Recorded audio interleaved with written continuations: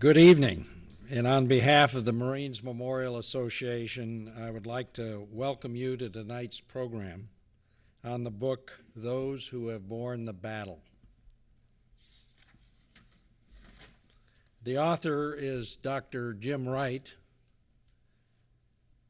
and Dr. Wright is an American historian, the President Emeritus of Dartmouth College, and a Marine. My name is Bucky Peterson, and I'm a Director Emeritus on the Marines Memorial Association Board of Directors. Before we begin, a few quick words about the Marines Memorial.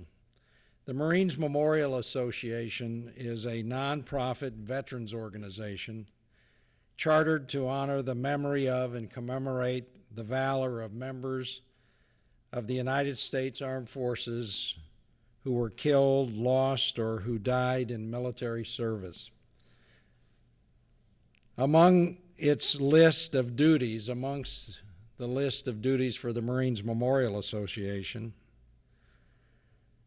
is we're responsible for maintaining this extraordinary club, the Marines Memorial Club, as a living memorial to those who have gone before and to pay tribute to those who carry on. To learn more about our organization, visit our website at www.marineclub.com. And before we begin, please take a moment to turn off your cell phones, as I just did, and any other noisemakers that you may have. And while you're doing that, I'd like to take this opportunity to announce that on the 9th of May, this Wednesday, Miss Paula Broadwell will speak on her book, All In, The Education of General David Petraeus.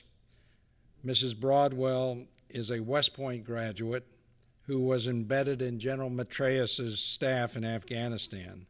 She draws on hundreds of hours of exclusive interviews with General Petraeus and his top officers and soldiers to tell the inside story of this commander's development and leadership in war from every vantage point.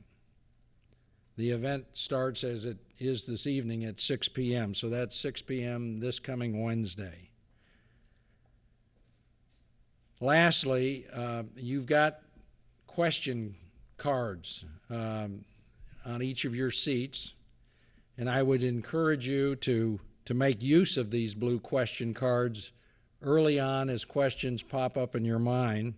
That's how we'll handle the Q&A tonight.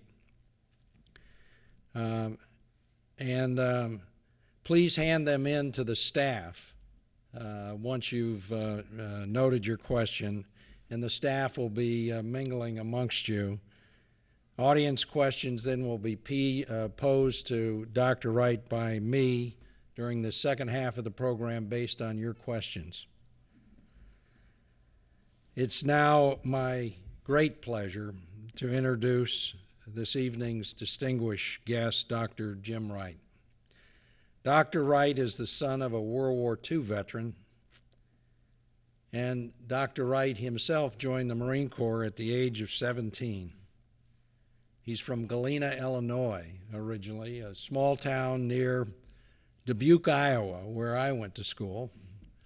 And if the college president, my college president, Dr. Couchman, who is now deceased, knew I was with Dr. Wright, because I graduated with only the slimmest of margins from the University of Dubuque, he'd be rolling over in his grave about 5,000 RPMs. So, Dr. Wright, please allow me to continue. After his tour in the Marine Corps, he went to college, University of Wisconsin, and eventually became a history professor at Dartmouth in 1969. He served as the president of Dartmouth from 1998 to 2009, and since 2005, he has visited most of our military hospitals and has encouraged support for the wounded veterans in those hospitals. He is a director on the board of the Injured Marine Semper Fi Fund, one of the 10 top charities recently rated by Charity Navigator. His writings have been featured in the New York Times, Boston Globe, Christian Science Monitor, NPR, just to name a few. And he is recognized by the education field, the veteran field, and other service organizations as one of the foremost spokespeople for our young veterans today. Ladies and gentlemen, please join me in welcoming Dr. Jim Wright.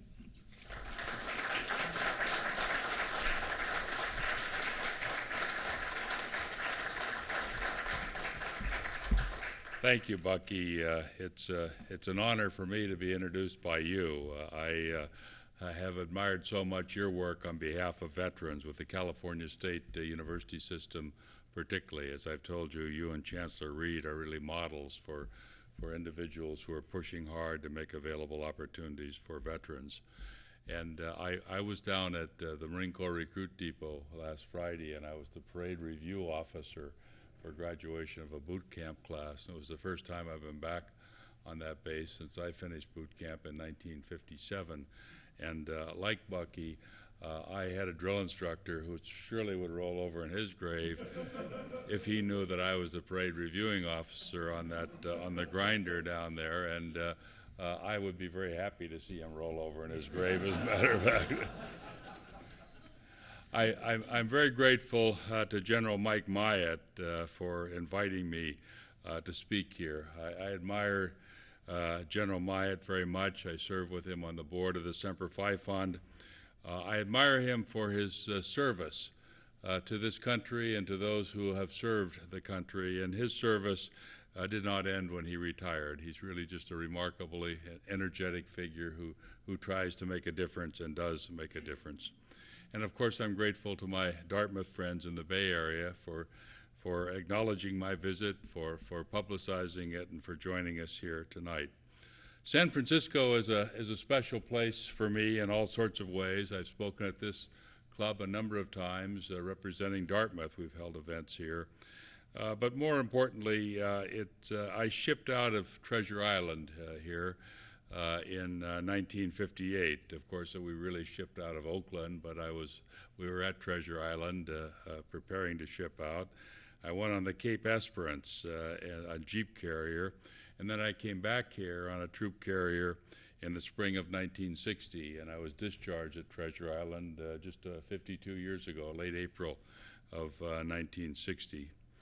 My story tonight, and the story in this book, is not a personal one, but it's surely informed by my background and experience. I think most of us who write books write things that are informed by our own background and experience, and this one explicitly is for me. I grew up in Galena, Illinois, as Bucky said, General Grant's hometown when the Civil War began. I was a World War II baby. I was born in 1939, and I remember my father going off to war, and I remember at the end of the war, it seemed like everyone's father, so many people came home, and this town of roughly 4,100 people at that time, 18 did not come home from the war. It was a town where people did serve, and they served in some very difficult places. And I grew up playing among the cannons in Grant Park, and I talk about that in the introductory chapter of this book, and then joined the Marines at age 17. And it was a time those of my generation, my age, know we're going into the service was simply something that was expected of us. You could wait to be drafted in the Army, or as we did, we joined the Marines. There were 25 boys in my high school graduating class. 5 of us joined the Marines. Another half dozen went into the Army or the Navy or the Air Force, and I think 3 or 4 went to college, and that was basically the breakdown at that time in the community where I grew up. But after I got out of the Marines, I decided to go to school, and once I started, I never stopped, and I haven't stopped yet going to school because there's so much to learn and there's so much to do. While at the University of Wisconsin in the 1960s, clearly I went through a disengagement from the military. The Vietnam War was something that increasingly troubled me. Not the kids who were fighting there. I worried about them a lot. Wondered if I knew them.